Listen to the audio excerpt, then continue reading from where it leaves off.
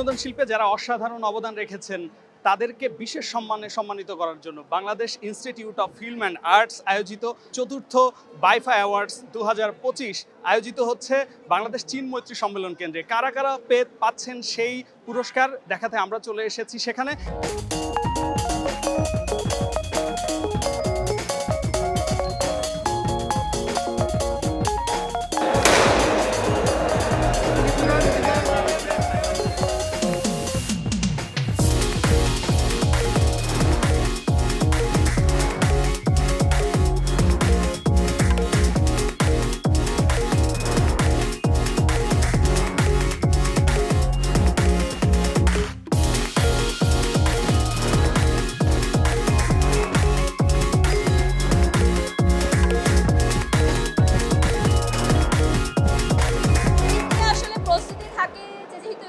কোরবানি ঈদ, সো যেহেতু কোরবানি যায় যাচ্ছে, সো ওটা নিয়ে ব্যস্ততা থাকবে, গরু নিয়ে ব্যস্ততা থাকবে। আর এবার ইচ্ছা আছে একটু বাচ্চাকে নিয়ে ঘুরতে যাওয়ার। কোয়ালিটি খুব ইম্পর্টেন্ট।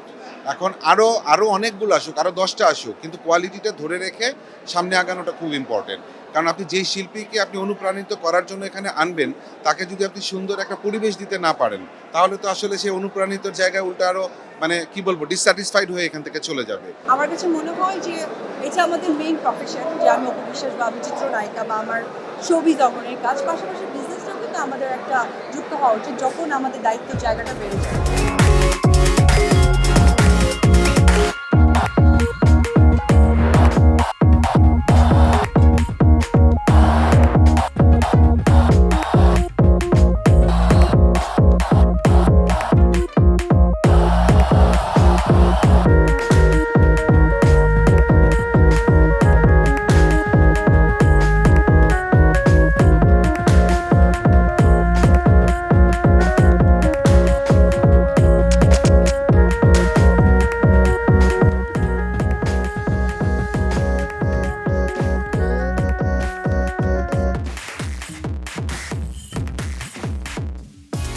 ব্যক্তি স্বাধীনতা বিষয়টা আলাদা, কিন্তু আপনি যখন একটা শিল্পী তখন আপনার কিছু দায়িত্ববোধ সমাজ বা দেশের প্রতি আপনার আছে।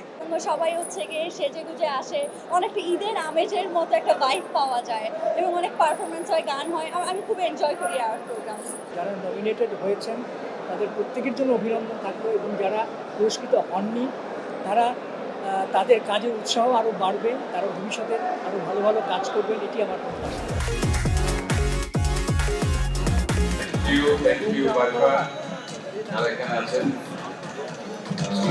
অনেক কৃতজ্ঞতা, অনেক ভালো লাগে।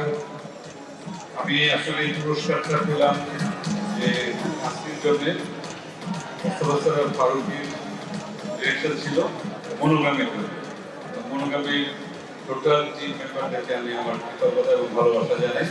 এই পুরস্কারটি আমাদের সবার।